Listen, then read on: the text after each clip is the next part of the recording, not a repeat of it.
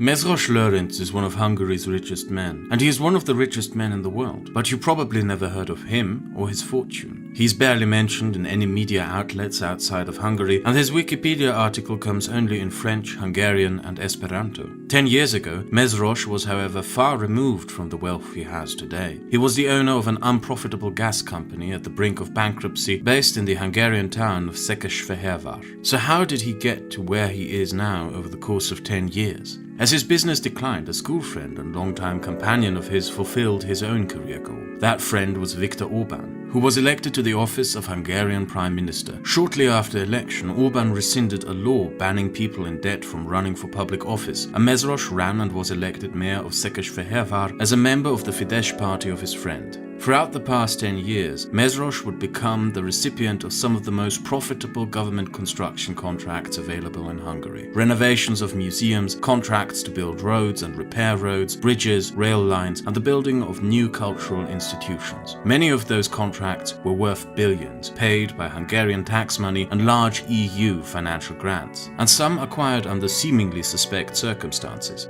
Meggyőződésem, hogy ennek a munkának a legnagyobb nyertesei a két ország határán lévő települések és az ott élő emberek lesznek. A contract to build a bridge crossing the river Danube in Komarom received an offer from a cheaper Slovakian company which passed all requirements set for construction, but when the contract was to be handed out, the company suddenly didn't receive the contract. Instead, it was given to Mezros at a higher price. Mezros invested the fortune that he made through these public contracts in buying various Hungarian businesses, from real estate to banks, power plants, vineyards, media companies, and tax-exempt football clubs. He is one of the most powerful men in today's Hungary, and he is also a symbol of something, a deeply flawed government with a deeply flawed prime minister of which much is not known to the outside world.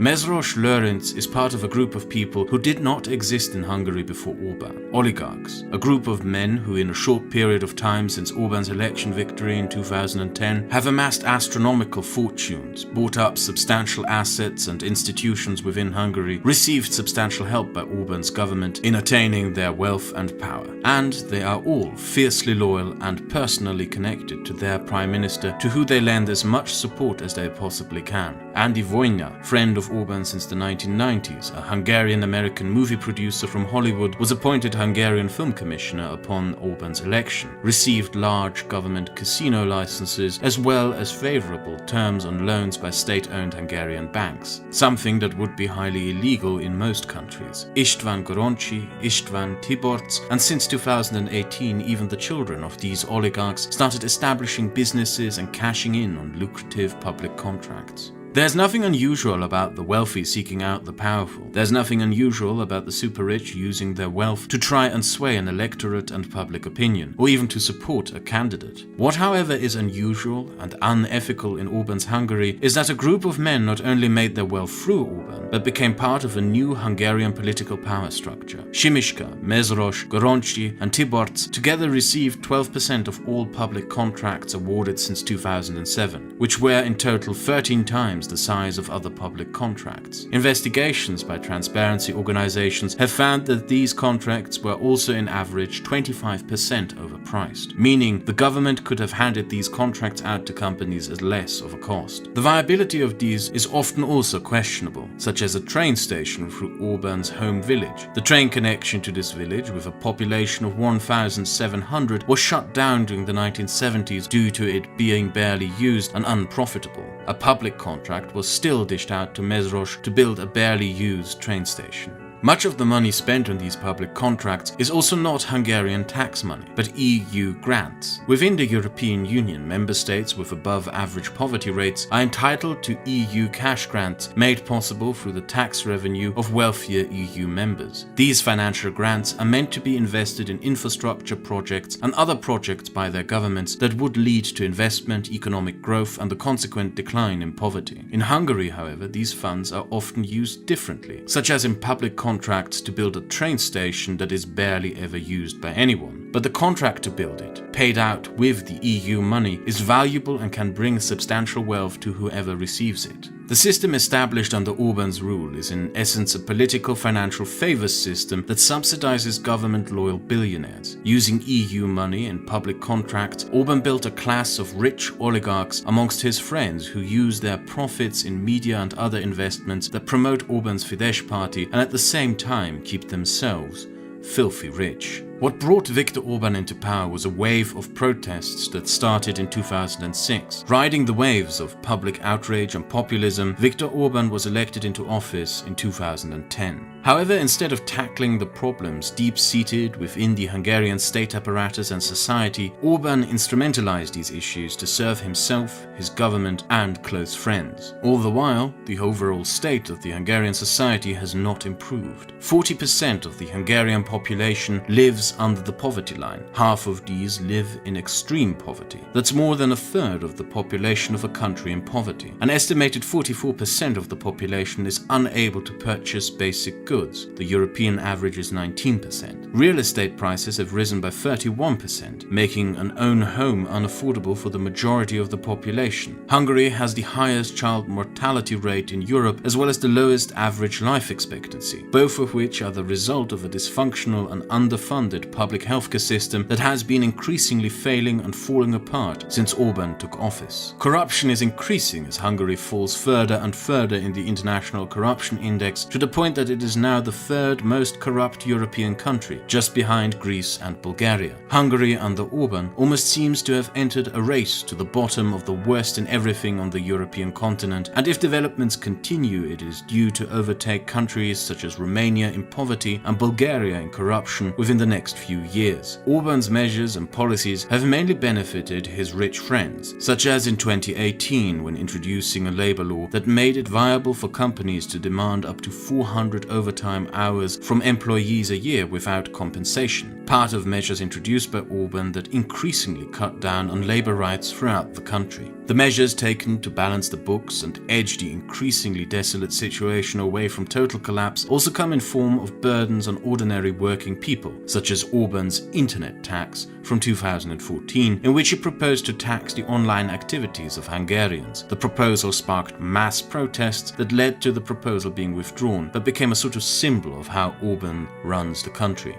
However, Hungary's biggest disaster under Orban's government is one that you don't directly see in Hungary itself. You can, however, if you live abroad. If you live in Germany, Google your local doctors and check their last names. You will notice a substantial amount of Hungarian doctors. Over the past years, with a consistent underfunding of the Hungarian health system, a substantial number of Hungarian doctors simply left their country and emigrated to Germany with its better employment conditions and pay for medical personnel. This compounded the increasingly desolate state of the Hungarian healthcare system. In 2017, the Hungarian Medical Association announced that healthcare in Hungary is conducted on a level so bad as during the Second World War. The entire system itself is by now on the brink of collapse due to chronic underfunding and a nationwide exodus of doctors. And it is also a symbol of a larger problem, one of the worst problems a country can have. Hungary is bleeding its single most valuable resource: its people. Since Orban took power in 2010, an estimated 600,000 Hungarians left their country. 80% are under 40 years old. Most head for Germany, the United Kingdom, and Austria. 32% of all emigrants are academics. That's 14% more than the Hungarian population average. And 40% of emigrants are craftsmen, engineers, and technicians. An entire generation of young and qualified Hungarians have been leaving the country on a scale not seen since the 1915-6 Hungarian refugee crisis, and the impact this has on Hungarian society and the Hungarian economy is undeniable.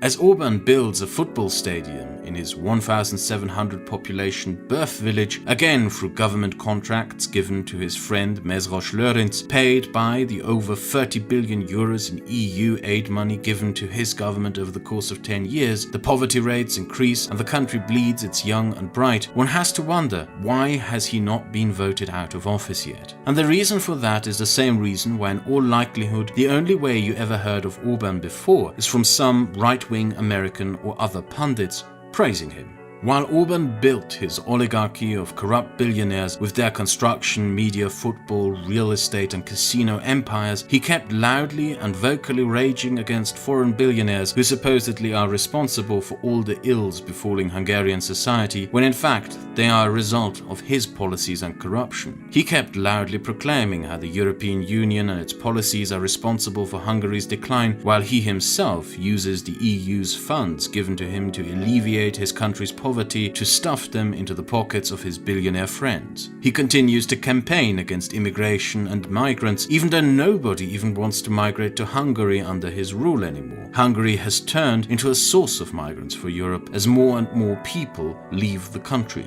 And he continuously keeps talking about how proud he is to be a Christian and how unashamed he is to say that. He relies on a populist message to ensure that a certain demographic will continuously vote for him no matter what. And that populist message is intended to hide the hypocrisy and actual circumstances of Hungarian society. As dumb as it sounds, the fact that you probably never heard of the state Hungary currently is in is proof that it works. From Trump to the Heritage Foundation to Katie Hopkins to several other right-wing political pundits, YouTubers and other, people found a liking to Orban because it triggers the libs, left, SJWs or whatever. Even white nationalists, alt-righters and neo-Nazis have found a liking to Orban who, according to them, keeps the country white. The thing is though, telling people how much you are not ashamed for being Christian doesn't fix a broken healthcare system. Triggering people on the internet doesn't alleviate mass poverty or end mass emigration of your educated and young workforce, just as little as having white skin color ends an endemic system of corruption that has existed for almost 10 years.